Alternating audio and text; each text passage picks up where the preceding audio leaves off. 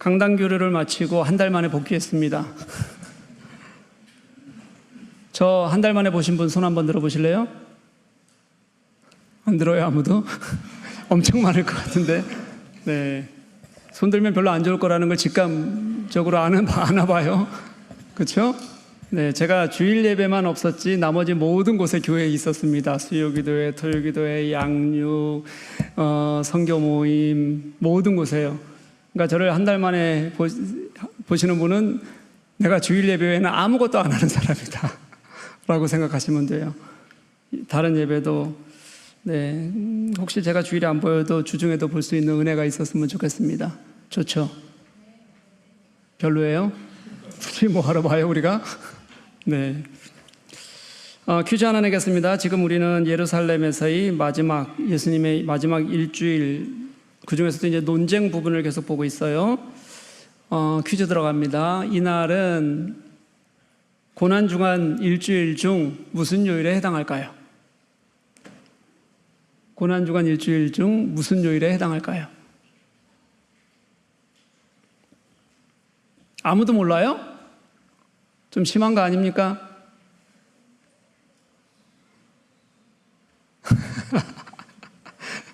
여러분, 제가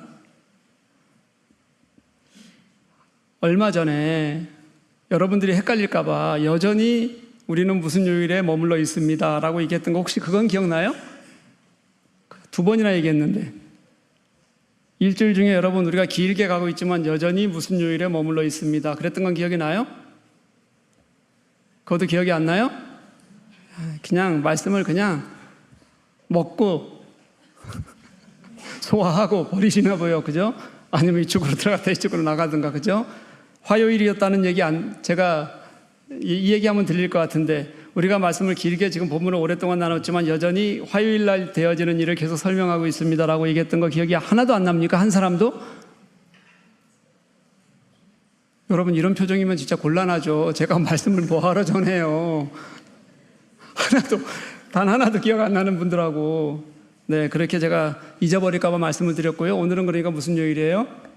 예, 여전히 제가 마지막 주 중 이 논쟁 부분인 화요일을 지나고 있습니다. 11장 20절에서 이미 이게 시작돼요, 논쟁이.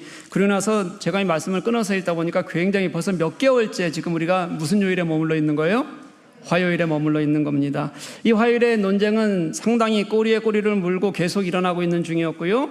그리고 예수님은 이 논쟁 속에서 늘 적대자들을 마주하셨어요. 근데 오늘은 이 논쟁에서 처음으로 예수님 앞에 선 질문자와 예수님이 일치되는 의견을 가지고 있는 그런 본문입니다. 한 서기관이 예수님께 찾아와서 묻습니다. 율법의 모든 계명 중에 첫 번째 것이 어떤 것입니까? 랍비 전승에 의하면 당시 기록되고 전파되었던 정리되었던 율법이 총 613개였다 그래요. 그 중에서 뭐뭐 하지 말라라고 말하는 부정명령 형태가 365개였고요. 그리고 뭐뭐 하라라는 긍정명령 형태가 248개, 합쳐서 613개의 율법이 있었어요. 그런데 유대인들은 이 율법 중에서 어떤 것은 굉장히 크고 중요하고 무거운 것, 그리고 어떤 것은 작고 가벼워서 조금 덜 지켜도 되는 것이라고 여기는 것들이 편차가 있었다고 합니다. 그러니까 이 서기관이 와서 어떤 계명이 첫째 가는 계명인지, 주님은 어떤 것을 가장 중요시 여기는지를 묻는 것은 이상한 일이 아니었습니다. 지금까지는 이상한 걸 가지고 찾아왔지만 이 사람은 이상한 걸 갖고 찾아온 게 아니었다는 거예요. 그런데 이 질문에 대해 예수님은 그 계명들이 어떤 것이 큰지 어떤 것이 작은지로 대답하신 것이 아니라 예수님은 하나님께서 주신 율법 정신은 어떤 것인지에 대해서 그렇게 설명하셨어요. 예수님의 첫 번째 대답은 유대인들이 매일 고백하는, 아침마다 고백하는 신명기 6장 4절에서부터 시작하는 우리가 알고 있는 쉐마였어요. 내 마음을 다하고 목숨을 다하고 뜻을 다하고 힘을 다하여 주 너희 하나님을 사랑하라. 이게 신명기 말씀을 예수님은 고스란히 이게 첫 번째 계명이다 가르치시는 겁니다. 하나님은 신자의 첫 마음이 하나님을 사랑하는 것이라고 말씀하고 계시는 거겠죠. 하나님의 창조물이, 하나님의 숨으로 만들어진 인간이 하나님의 자녀가 하나님을 온 마음 다해 사랑하지 않고는 이 땅을 참된 신자로 살아가고 있다고 말해서는 안 된다는 것을 하나님은 이미 우리들에게 분명하게 가르쳐 주셨습니다. 사랑하는 교회 여러분, 우리는 마음 다해 하나님을 사랑해야 합니다. 마음은 우리의 충성이 드러나는 시작이기 때문입니다. 목숨 다해서 하나님을 사랑해야 됩니다. 왜냐하면 우리의 목숨은 하나님이 주신 숨이기 때문입니다. 우리의 숨은 하나님의 것이기 때문에 하나님을 사랑하는 데에 당연히 아끼지 말아야 합니다. 우리는 뜻을 다해 하나님을 사랑해야 합니다. 뜻은 의지로 나가는 사고이고 인식과 기능입니다. 그러니 뜻은 옳지 않는 것과의 싸움이고 하나님 편에 서겠다는 의지이기도 합니다. 그리고 힘을 다해 사랑해야 합니다. 힘은 우리가 가진 모든 물리적 능력을 포함한 우리의 모든 사랑이라고 말할 수 있을 것 같습니다. 다 들여 사랑할 수 있어야 한다는 겁니다. 하나님은 그렇게 사랑하는 거다라고 이미 하나님께서 말씀해 주셨어요. 모든 것을 걸고 사랑하는 것, 그게 하나님을 향한 참 사랑입니다. 그죠? 내가 하고 싶을 때, 내 감정 동할 때, 또는 내가 은혜가 될 때, 또는 내게 무엇인가 있을 때, 나 하나님 사랑해 라고 말하는 것이 참 사랑이 아니라는 거예요. 그런데 여러분, 솔직히 고백하자면 저는 마음 다하고 뜻을 다하고 목숨을 다하고 힘을 다해 하나님을 사랑하는 것이 무엇인지 아직 정확하게 알지 못하고 있어요. 제가 그렇게 모든 것을 다 걸고 하나님을 사랑하고 있는지에 대한 자신이 저는 없습니다. 제가 예수를 믿고 신학을 하고 하나님을 위해서 교회를 위해 무엇인가 결정해야 할 때마다 최선을 다한 것은 분명한 것 같습니다. 목회를 하면서도 스스로 부끄럽지 않기 위해서 무진장 애를 쓰고 있지만 그래도 진짜 마음을 다하고 목숨을 다하고 뜻을 다하고 힘을 다하여 하나님을 사랑하는 것이 무엇인지 안다고는 말하지 못할 것 같습니다. 그런데 지난 수련회에서 제가 한 어른을 보면서 저렇게 예수 믿으면서 늙어가면 저런 마음으로 예수 믿으면 하나님 사랑한다고 말할 수 있겠구나. 그래도 내가 그 마음에 진심이 있다고 그렇게 이해할 수 있겠구나라는 생각을, 그런 마음을 주셨어요. 그분을 안 지는 제게 한 20년 정도의 시간이 됩니다. 지금은 연세가 많이 드셔서 구순이세요. 90세. 손님으로 오신 거죠, 우리 교회. 그런데 늘 수련회 맨 먼저 자리를 중간쯤 어딘가 늘 먼저 채우셨어요. 오래 앉아있기도 힘든 분이 새벽 큐티부터 늘 그 자리에 먼저 앉아 계시더라고요. 이렇게 비어있는 공간에서는 늘 먼저 자리를 잡고 기도하시는 모습을 제가 먼저 이렇게 한 번씩 흘껏 볼 때마다 되게 예뻐 보이셨어요. 일제시대 소학교도 제대로 나오지 못하신 분이세요. 초등학교 때부터 타양살이 하면서 공장에서 일하셨고 6가족의 생계를 책임지셨던 그런 분입니다. 몸이 약해서 툭 하면 쓰러질 것 같은 분이셨다고 그 딸이 말씀하시더라고요. 남편이 목사였어요. 그런데 정말 진짜 시골에서 온전히 하나님 섬기는 마음으로 목회하다가 일찍 별세하셨어요. 그랬을 때 그 권사님이 40이셨고요. 40에 혼자가 되셔서 4남매를 다 대학까지 키우시면서 파출부일, 식당일, 온갖 굳은 일은 다 하셨습니다. 어렵게 사셨다는 거죠. 이번 유럽 여행에 오셔서는 아들딸과 함께 이 동네 저 동네 여행을 좀 하시면서 어느 동네든 교회가 보이면 들어가면 늘 혼자 앉아서 기도하셨다 그래요. 이 사진이에요. 그렇게 혼자 기도하시는 모습을 제가 이 사진으로 전해받으면서 아름답다는 게 저런 거구나라는 생각을, 기도하는 모습이 아름답다는 게 저런 거구나라는 생각을 가지게 됐어요. 여러분, 구순인데 눈이 잘 보이겠습니까? 저는 지금도 침침해서 눈 보는 거 굉장히 어려운데요. 앉아있으면 절로 허리가 구부러지고 아픕니다. 그런 분이 지금도 한자 짚어가며 이렇게 성경 필사를 하십니다. 그렇게 지금도 한국에 한여름에 뜨거울 때 들어가셨는데 지난 더위에 선풍기 하나 틀어놓고 그렇게 계속 필사하셨어요. 하나님을 사랑하면 아무리 어려워도 아무리 힘든 시간을 지나와도 그래도 하나님 주신 마음으로 하나님 나라를 위해서 그렇게 살고 싶어진다는 거. 그래서 어디 교회라도 보이면 들어가서 기도하고 싶고 앉아있으면 편안하게 하나님을 볼 수 있게 되고 침침한 눈으로 성경 구절 한 글자 한 글자 써갈 때마다 내가 지금 이거라도 할 수 있는 게 그 은혜 주신 게 너무 고마워서 더 집중하게 되는 마음, 그게 하나님을 사랑하는, 진짜 사랑하는 사람이 몸에 밴 모습이라는 것을 보여주시는 거죠. 요즘은 허리가 안 좋으셔서 1시간 쓰고 나면 잠시 나가서 걷고 1시간 쓰고 나면 또 잠시 나가서 걷고 그러시면서 계속해서 필사를 하고 계셔요.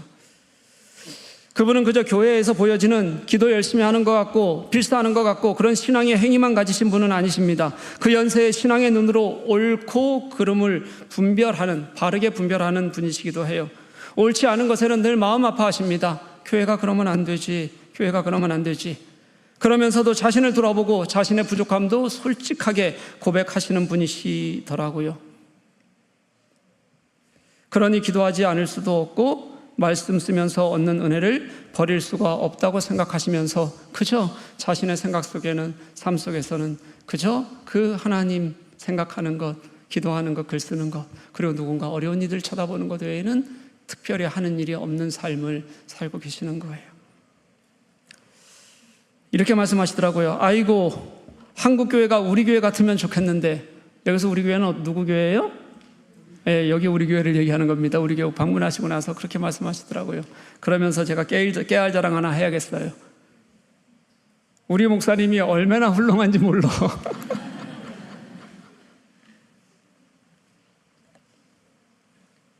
그런데 솔직히 그 말씀을 하시는데 제가 얼굴이 화끈거렸어요. 너무 부끄러워서요.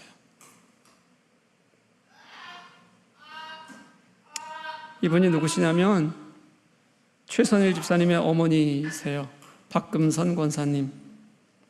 여기 최 집사님 일부 예배 드렸으니까 안 계시죠? 여기나 좀 해야겠네요. 최 집사님은 어머니 따라가려면 아직 멀었습니다.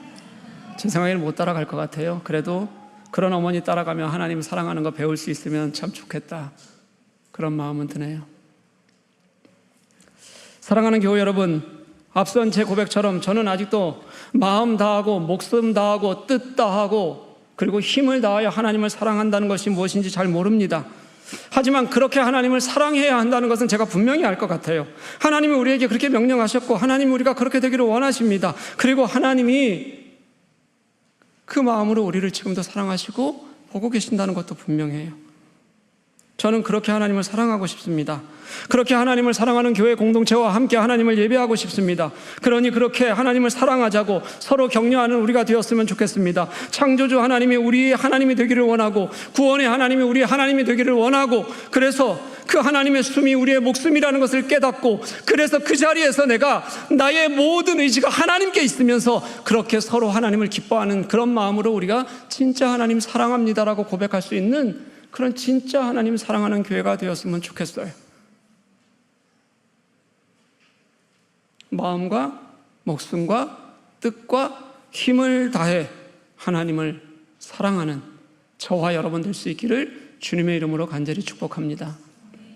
그런데 사랑하는 여러분, 인간은 1대1로 혼자만의 삶으로 하나님을 사랑하는 존재가 아닙니다.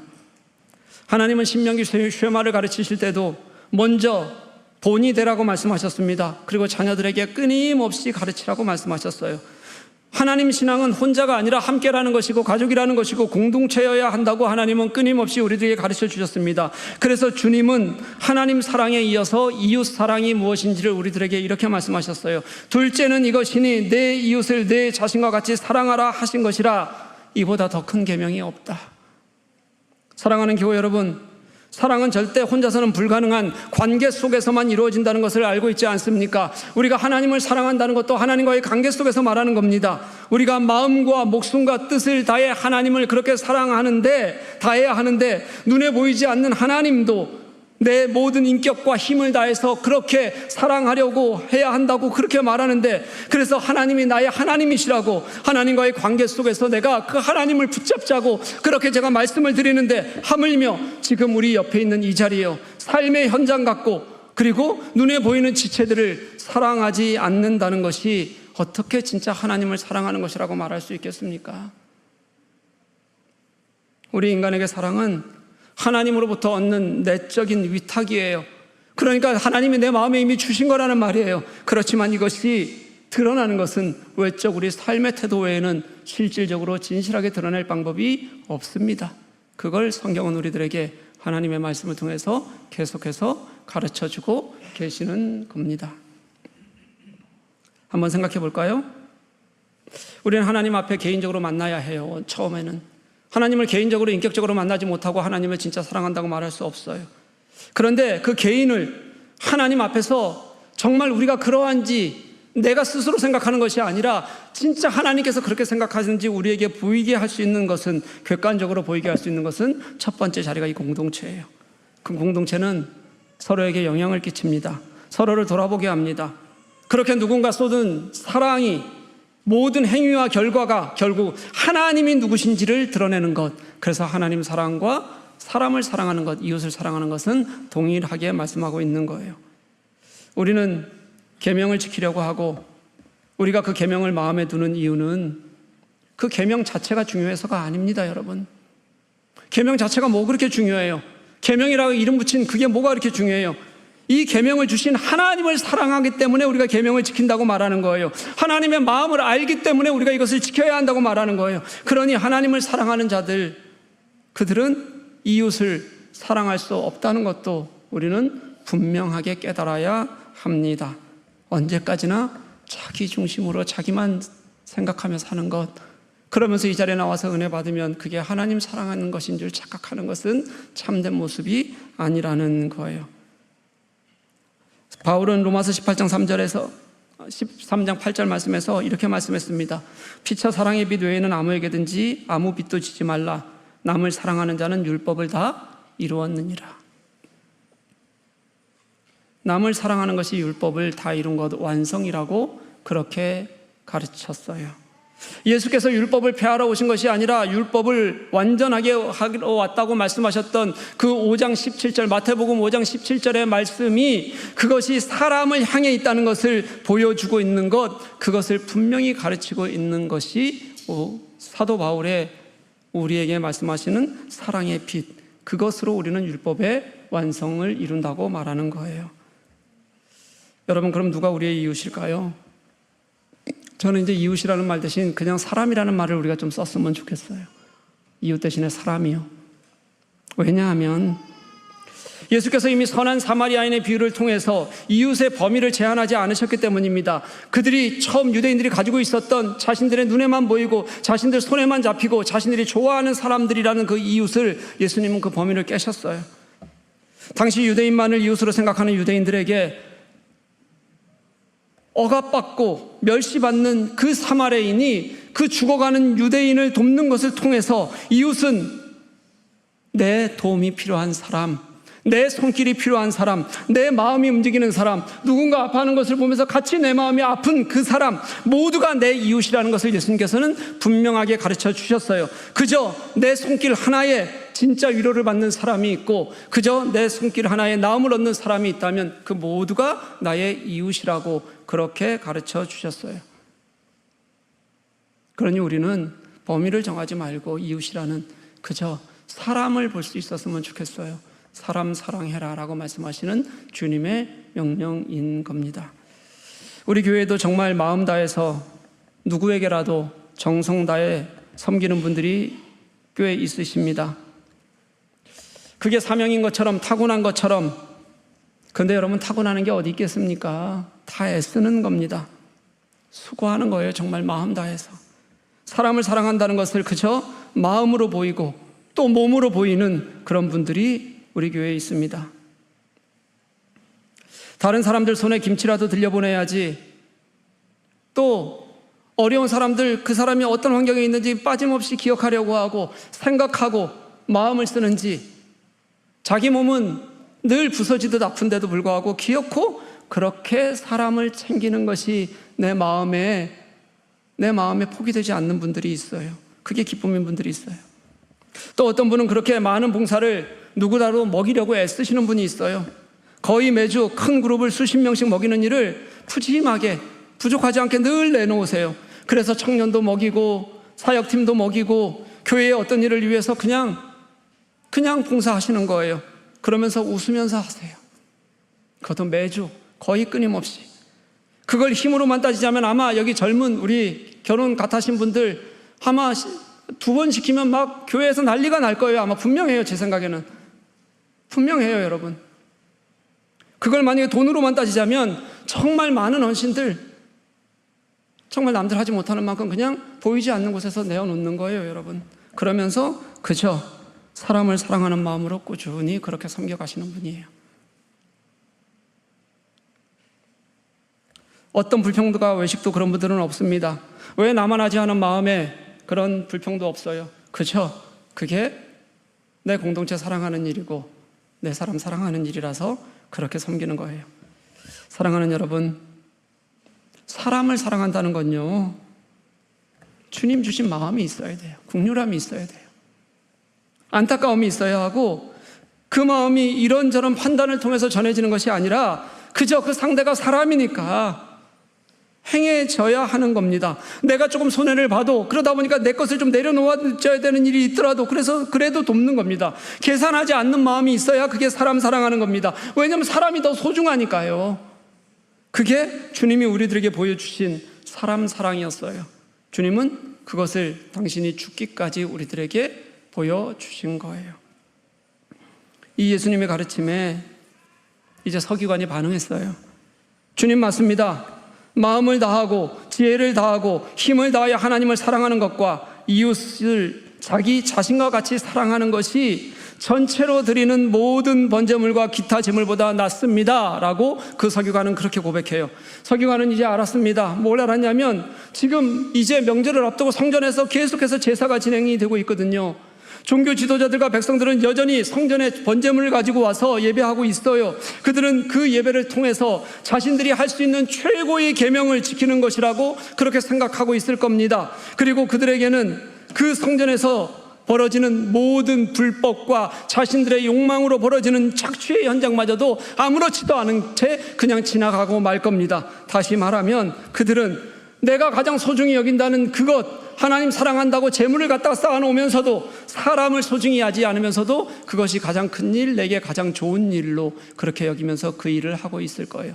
그거를 이 서기관은 알았어요. 그리고 서기관은 알았습니다. 그런 제사가 참된 예배가 아니라는 것도 알았어요. 진짜 하나님을 사랑한다는 것, 그 마음으로 사람을 사랑한다는 것이 모든 제물로 드려지는 예배보다 더 중요하고 소중한 일이라는 것을 알았어요. 율법은 우리 삶의 현장에서 하나님을 사랑하는 것으로만 보여지는 것이고 사람을 사랑하는 것으로 사라져야 한다는 걸 그전에는 알지 못했던 서기관이 예수님의 말씀을 통해서 깨닫게 되었어요. 그리고 서기관은 지금 이 고난주간, 겨우 화요일, 이 길게 이어지는 예수님 앞에 벌어지는 이 논쟁과 그리고 예수님을 핍박하고자 하는 이 사이에서 예수님이 가르치시는 그 가르침과 역사의 의미를 진실하게 고백할 수 있게 됐어요. 맞습니다. 당신의 말씀이 하나님이 내게 가르치신 그 말씀인 것을 지금 저는 깨닫습니다. 사랑하는 교회 여러분, 진짜 사랑한다는 건요, 내가 하나님을 사랑한다는 감격이 있어야 해요. 내가 그 하나님 때문에 사람이 너무 소중하게 여기지는 마음이 있어야 돼요. 그래서 사람이 너무 귀해서 그들을 향하는 마음의 모습이 우리들에게 있어야 해요. 그래야 그게 진짜 사랑하는 거예요. 우리의 서로의 관계 속에서 서로의 얼굴에서 땀과 숨에서 그게 진실하게 드러나야 하거든요. 그게 주님이 가르치시는 율법의 완성, 당신이 이 땅에 오신 이유라고 성경은 주님께서 우리들에게 그렇게 말씀하고 계시는 겁니다. 제가 짧은 영상 하나 보여드릴 텐데요. 이게 언제 거냐면 몇 년 전 건데 1919년에 있었던 3.1 만세 운동을 기념하면서 어린이 뮤지컬 팀이 만든 작품 짧게 편집했어요. 근데 내용도 중요하지만 여러분 그 아이, 주인공 아이 보면 누가 주인공인지 금방 알 수 있거든요. 그 아이의 얼굴 표정을 한번 좀 자세히 보아주시면 좋을 것 같아요. 영상 좀 보겠습니다.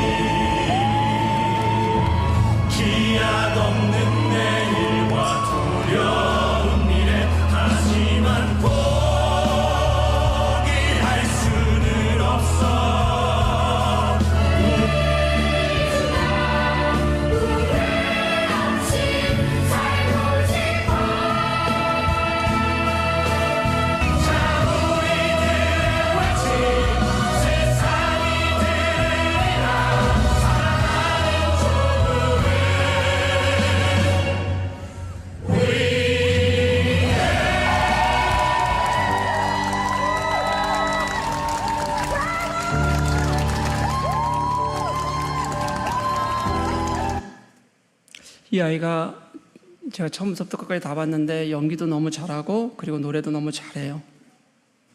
근데 이 아이가 1919년 우리의 만세운동을 얼마나 깊이 알겠습니까? 얼마나 가슴 뜨겁게 이해할 수 있겠습니까? 어린아이에게요. 이 아이가 진짜 감동하는 건 언제냐면 이 한 10여 분 정도 되는 건데 그 뒤에 잠깐 몇 분 동안에 이제 이 같은 시기인 일제강점기에 안중근 의사의 독립운동을 다룬 영웅이라는 뮤지컬 영화가 있어요.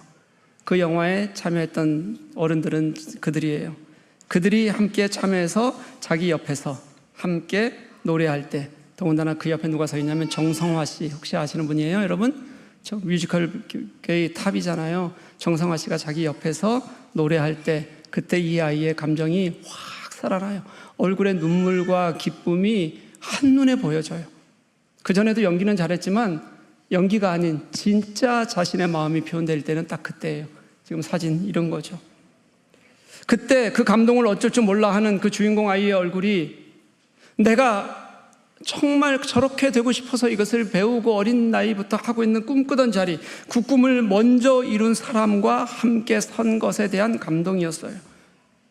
사랑하는 교회 여러분, 저는 이 영상을 한번 보면서 하나님을 사랑한다는 게 우리에게 저런 모습이었으면 좋겠다는 생각이 좀 들었어요.